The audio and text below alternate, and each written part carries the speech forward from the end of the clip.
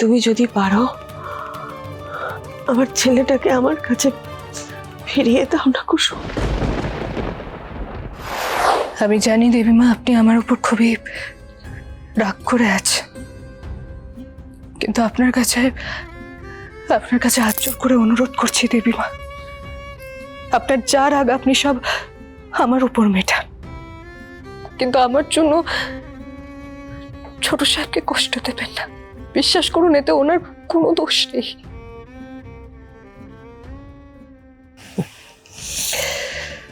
কোনো দোষ নেই। যে ছেলে কোনোদিন আমার মুখের ওপর একটাও কথা বলেনি, আমি যা বলেছি তাই শুনেছে, একটা প্রশ্ন করেনি, সেই ছেলে আজ আমি যা বলি তার একটা কথাও শোনে না। ওর দোষ নেই। এতবার করে বারণ করলাম ওই গুন্ডাগুলোর সাথে মারামারি করো না, আয়ুষ করো না, শুনলো না। সেই রাস্তায় ওই গুন্ডা মাওয়ালিদের সাথে ওদের মতন হয়েও মারামারি করলো। ছি ছি ছি ছি, রাস্তার লোকজন, পুলিশ, মাথা কাটা যায় আমার। ওর নাকি দোষ নেই। একটা কথা বলো না কুসুম, এখন তো ঘরে কেউ নেই, শুধু তুমি আর আমি আছি। কোন জাদু বলে তুমি আমার ছেলেকে এরকম বানালে বলো তো, যে ছেলে আমার একটাও কথা আজকে শুনছে না? কি করেছো তুমি? কেন করেছো? আমি কি ক্ষতি করেছি তোমার? কি এত দোষ করেছি? তুমি কেন আমার ছেলেকে এভাবে আমার কাছ থেকে দূরে দূরে সরিয়ে দিলে? কেন বলো না, কি ক্ষতি করেছিলাম আমি? তো কি ক্ষতি করেছি বলো? দেবীমা, আপনার শরীর খারাপ করছে, এক্ষুনি বাইরে থেকে সবাইকে ডেকে আনছি। না না, কাউকে রাখতে হবে না, আমার শরীর খারাপ তো কি? আচ্ছা কি, তুমি তো চাও আমার শরীর আরো খারাপ হোক, আরো অনেক খারাপ হোক, আমি মরে যাই। মরে গেলে তুমি আমার ছেলেটাকে নিয়ে থাকতে পারবে। আপনি জানেন না আপনি আমার কাছে কি? আপনার মৃত্যু কামনা করার আগে আমি নিজে 1000বার মরে যেতে রাজি। কিন্তু তুমি তো মরছো না কুসুম, তুমি তো মারছো, আমাকে মারছো।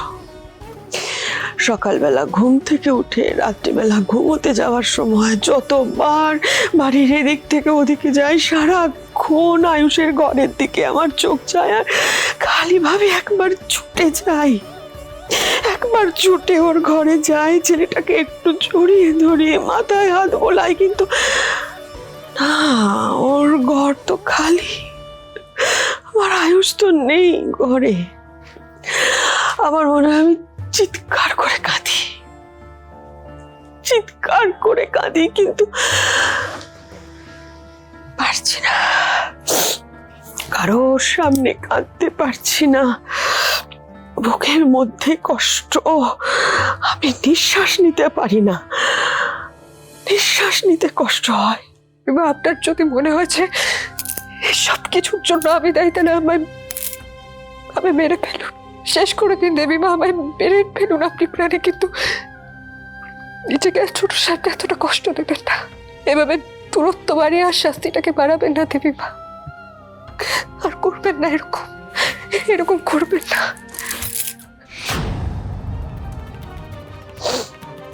তোমার প্রাণ নিয়ে আমি কি করব? কোনো লাভ নেই তো। তার থেকে তুমি যদি পারো আমার ছেলেটাকে আমার কাছে ফিরিয়ে দাও না কুসুম,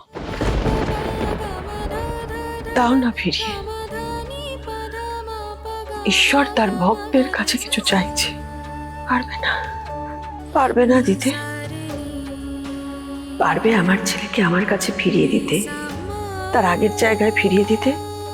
পারবে না তো, পারবে না তো তুমি। তাহলে এখানে দাঁড়িয়ে বড় বড় কথাগুলো কেন বলছো? দেবীমা, তুমি রাজের জন্য ভিক্ষাব্রত পালন করে ওর প্রাণ ফিরিয়ে দিয়েছো, আমার ব্রত সম্পূর্ণ হতে দিয়েছো। এখন আমি যদি আমার ছেলেকে ভিক্ষা চাই তোমার কাছে, ফিরিয়ে দেবে তুমি? বলো না, দেবে ফিরিয়ে?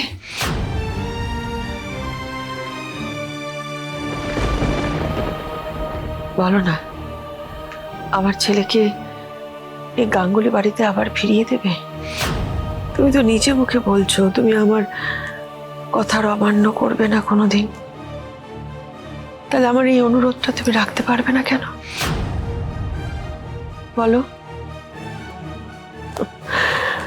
চুপ করে রয়েছো, আমি জানি তুমি পারবে না। রাখবো দেবী মা,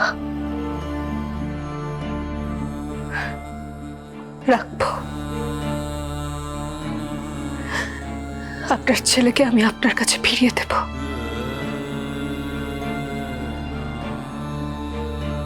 কবে কবে ফিরিয়ে দেবে বলো? 15 দিন, 15 দিন সময় দিন আমায়।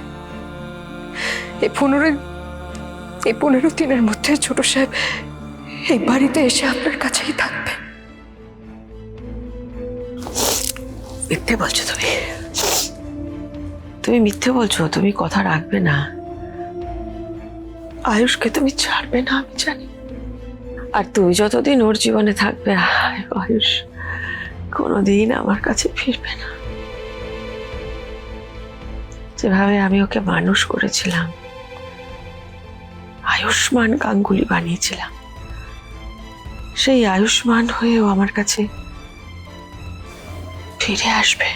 কিন্তু দেবী মা, আসলে ওকে আগের জীবনে ফেরাতে হলে ওর জীবনের সবকিছু আগের মতন হতে হবে। তোমাকে ওর জীবন থেকে দূরে চলে যেতে হবে। পারবে তুমি বলো? পারবো দেবী মা, পারবো। আমি আপনাকে কথা দিলাম, আপনার জন্য আমি সবকিছু করতে পারি, সবকিছু। ছোট সাহেবকে ছেড়ে আমি চলে যাব, কথা দিচ্ছি আপনাকে। ঠিক তো, আরো একবার বিশ্বাস করছি তোমায়। দাম দেবে তো?